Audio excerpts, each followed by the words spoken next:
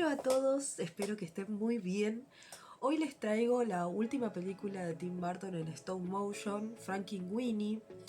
Es la última entrega de los cuatro videos de Tim Burton que voy a hacer este mes.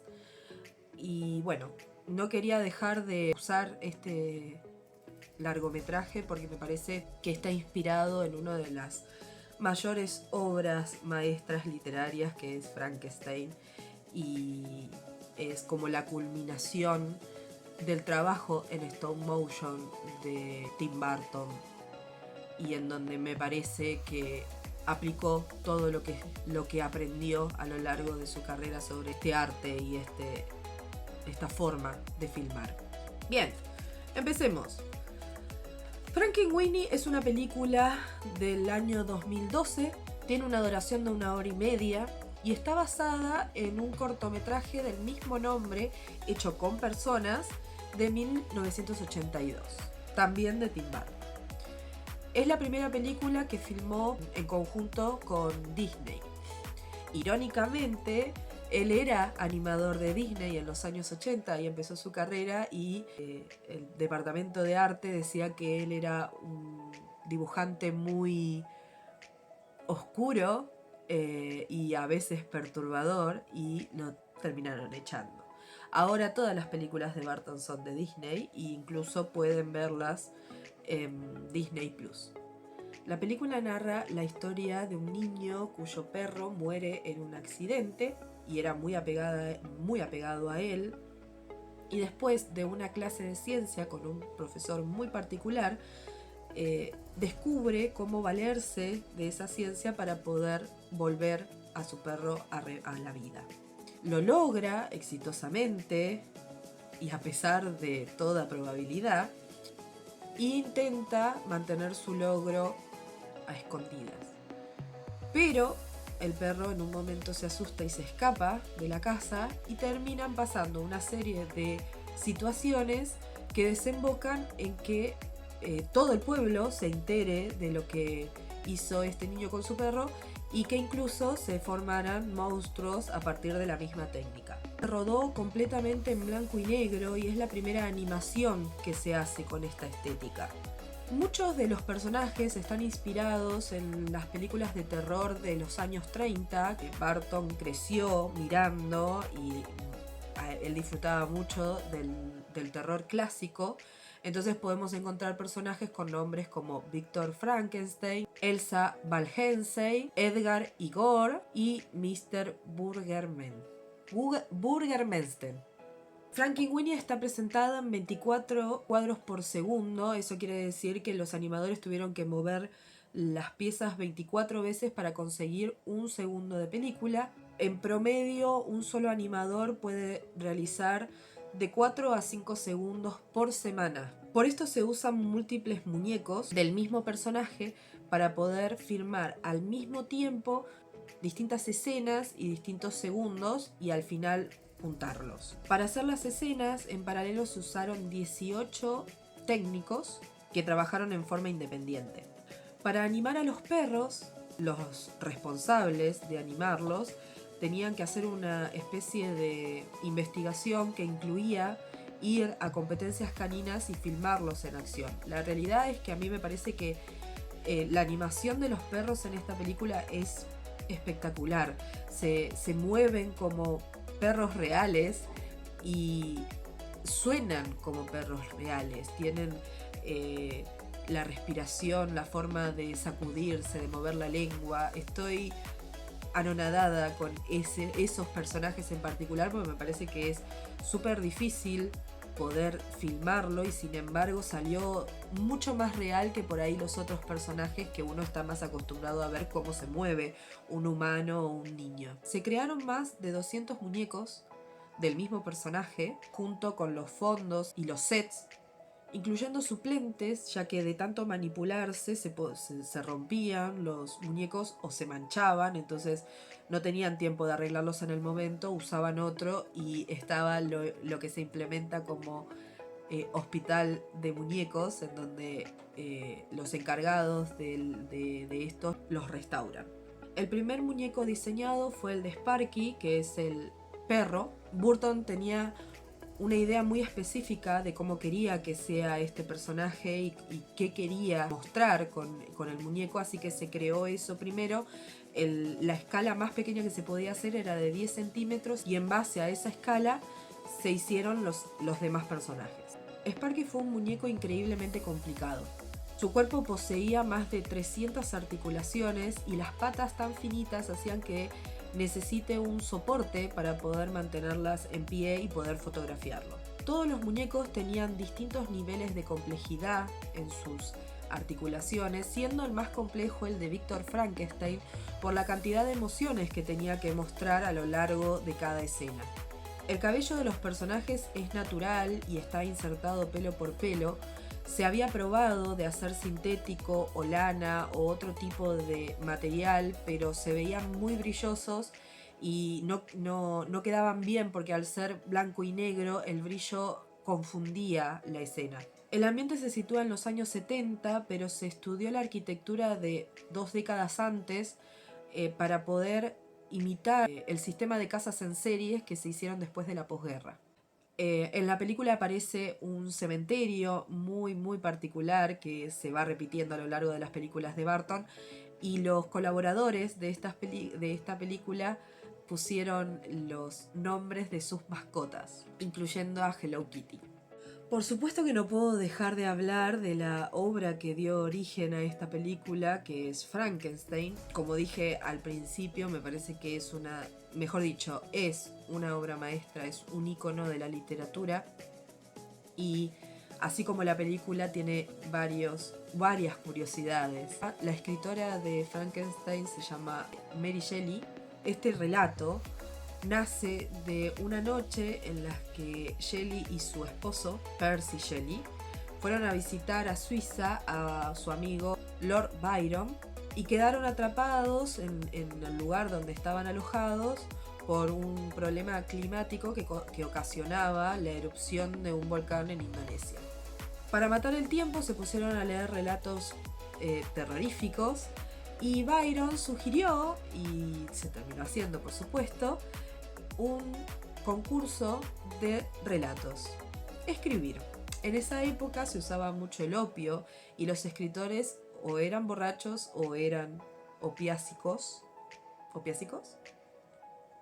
Podría ser.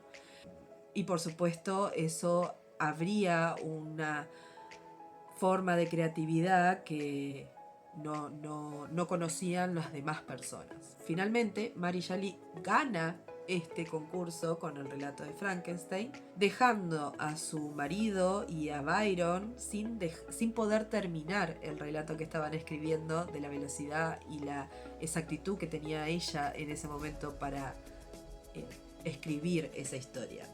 Con ellos también estaba un físico llamado John Polydon, que escribió un relato que se llama El vampiro, que le sirvió después a Bram Stoker para crear Drácula. O sea que esa noche fue de gran inspiración para las personas que no se dedicaban a escribir relatos. Se cuenta que Mary Shelley y su esposo se escaparon y se casaron cuando tenía 16 años, y luego de un tiempo nació una hija del matrimonio que murió a las 6 semanas de vida. Y ella tenía un sueño muy recurrente en el que imaginaba que su hija no estaba fallecida, sino que estaba muy fría, y la acercaban al fuego, a la chimenea, y ella se tomaba otra vez temperatura y despertaba. Esa fue la inspiración de ella para preguntarse sobre la vida y la muerte y la posibilidad de regresar a la vida. Por supuesto, la crítica en ese momento destruyó la novela de Mary Shelley, y como casi siempre en estas circunstancias se equivocaron completamente. Se puso de moda ese relato en la época y pasó a ser una novela que no tiene tiempo y que se usa en muchísimas películas y en muchísimos argumentos, y a lo largo de la historia se ha usado la figura de Frankenstein como explicaciones éticas y morales de muchos planteos filosóficos. Ahora bien, hay muchas curiosidades sobre el libro. Una es que la cosa, como la llama el libro, no tiene nombre. Todos confunden que Frankenstein, usan el nombre Frankenstein para referirse a la creación, pero en realidad es el apellido de la familia del creador de la cosa. El nombre de la autora recién se conoció en la edición de 1823, a pesar de que la primera edición de esa novela fueron 5 años antes. Se le había puesto que era anónimo porque se pensaba que por ser mujer no iba a ser bien recibida por la audiencia en general. La figura de Víctor Frankenstein se basa en una figura real, en una persona real. Según Radu Florescu, un historiador, existía un hombre que vivía en un castillo a las orillas del río Rheine. Él se llamaba Conrad Dippel. Era un alquimista que se supone buscaba el aceite Dippel que le daría la oportunidad a la humanidad de vivir 100 años más como individuo. Se decía que este alquimista husmeaba en los cementerios y se llevaba los cadáveres para poder experimentar con ellos. Shelley es considerada la madre de la ciencia ficción. Hasta ese momento no se había tocado el tema de criaturas sobrenaturales. Después de Frankenstein siguió escribiendo novelas del mismo estilo. Una es, por ejemplo, The Last Man, que sitúa a un hombre en una tierra posapocalíptica luego de que una plaga destruya el lugar. Edison hizo una película sobre Frankenstein que duró 15 minutos y se creía perdida hasta 1950. La figura de Igor no existe en el libro. Es un ayudante cinematográfico que se empezó a plantear para Víctor Frankenstein, pero en realidad en la novela se plantea que Víctor trabaja solo porque no hay buenos ayudantes. La cosa aprende a hablar porque cuando se escapa se esconde en un cobertizo en la casa de una mujer extranjera y empieza a escuchar las lecciones que le dan a esta mujer para poder hablar inglés. Por supuesto, si tienen la oportunidad, sería genial que puedan leer la novela de Frankenstein. Es un libro muy fácil de leer y muy atrapante, muy descriptivo y te hace parte de la narrativa. Con respecto a la película, es una película muy linda, está muy bien hecha, se ve la evolución de Burton desde la primera película de Burton en stop motion, se llama James y el durazno gigante, y esta es la última película de las 4 que hizo en esta técnica. Se ve muy bien cómo fue aprendiendo y cómo fue evolucionando, aprendiendo de los mismos errores que había tenido, y eso hace que el trabajo sea más detallado y por lo tanto más real. En lo primero que uno se da cuenta de esto es en el tiempo que tardó en terminar esta película, mientras que en los otros duraba de 5 a 3 años en terminarla. Con esta pudo hacerlo en 2. También hay que tener en cuenta que las otras películas las hizo independiente y esta fue avalada y producida por Disney. Eso también le daba más personal y más comodidad para trabajar. Entonces es lógico que haya tardado menos. Esta es la única película en stop motion de Burton que no es un musical. No tiene ninguna escena en donde los personajes interactúen con una canción o en música, mientras que las demás sí. Les voy a dejar en la descripción toda la filmografía de Tim Burton. Son películas como para sentarse un sábado a la tarde o a la noche, hacer unos pochoclos y verlas porque son muy buenas, incluido James y el durazno gigante, de la que no hablé solamente por una cuestión de nombrar a las más conocidas y la evolución que tuvo durante las filmaciones.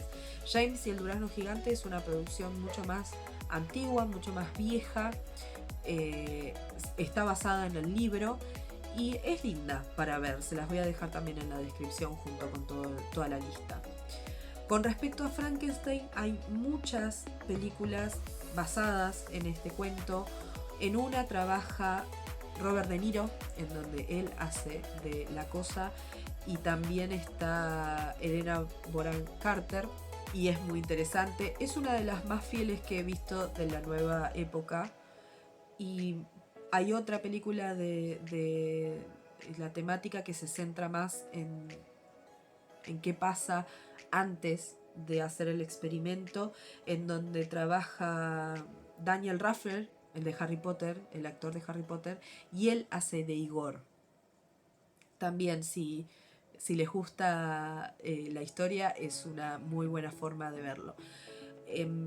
Hay una serie que se llama Penny Dreadful, que uno de los personajes es justamente Víctor, y muestra a un doctor atormentado por sus experimentos fallidos y atormentado por el experimento que salió bien, adicto a la morfina y envuelto en una situación súper irreal con un Van Helsing, un hombre lobo y una bruja. Si quieren ir a verla, está muy buena. Con este video terminamos Stop Motion. Por supuesto que me quedó un montón de cosas por contar, por explicar y por mostrar, pero la idea es que ustedes puedan partir de mi video o de lo que yo les cuento, para poder tener curiosidad y empezar a buscar un poco más. Terminamos con esto. El próximo video ya va a ser sobre otro tema, siempre orientado al arte, porque es lo que me interesa explicar y difundir para que puedan encontrar la belleza en todo lo que ven. Espero que les haya gustado. No se olviden de suscribirse, de activar la campana, dejarme algún comentario, ponerle un like y bueno, los estoy viendo la semana que viene.